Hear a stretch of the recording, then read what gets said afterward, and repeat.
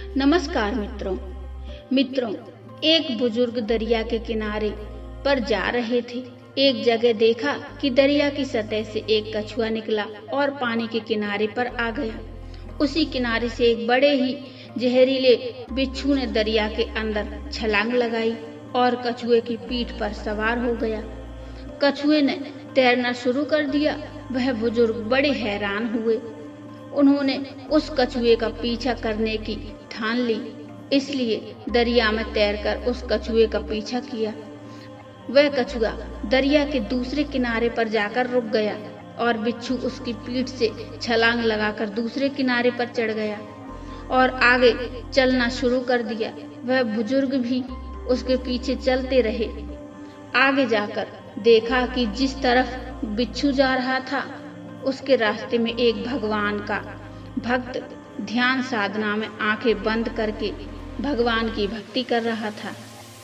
उस बुजुर्ग ने सोचा कि अगर यह बिच्छू उस भक्त को काटना चाहेगा तो मैं उसके पास पहुंचने से पहले ही उसे लाठी से मार डालूंगा।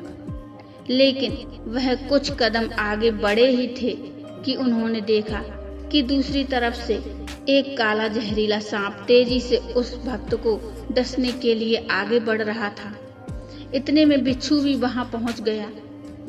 उस बिच्छू ने उसी समय सांप के डंक के ऊपर डंक मार दिया, जिसकी वजह से बिच्छू का जहर सांप के जिस्म में दाखिल हो गया और वह सांप वहीं अचेत होकर गिर गया। इसके बाद वह बिच्छू अपने रास्ते पर वापस चला गया।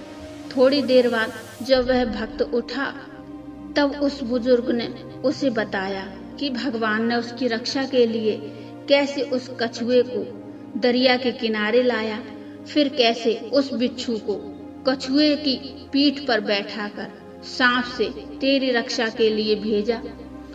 वह भक्त उस अचेत पड़े सांप को देखकर हैरान रह गया।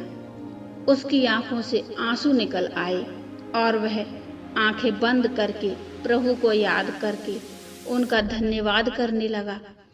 तभी प्रभु ने अपने उस भक्त से कहा, जब वो बुजुर्ग जो तुम्हें जानता तक नहीं था वो तुम्हारी जान बचाने के लिए लाठी उठा सकता है और फिर तू तो मेरी भक्ति में लगा हुआ था, तो फिर तुझे बचाने के लिए मेरी लाठी तो हमेशा से ही तैयार रहती है। मित्रों, जीवन में कितनी भी परेशानियां हों, सारी परेशानियों को भगवान के ही ऊपर डाल दीजिए, कोई ना कोई हल जरूर निकाल लेंगे। मित्रों, इसी के साथ ये छोटी सी कहानी यही समाप्त होती है। कहानी अच्छी लगी हो तो लाइक करिए और चैनल को सब्सक्राइब कर लीजिए और अपने सुझाव या सवाल हों मुझे कमेंट में ज़रूर बताइए। मिलते हैं फिर एक और नई कहानी के साथ। तब तक के लिए जय श्री राम।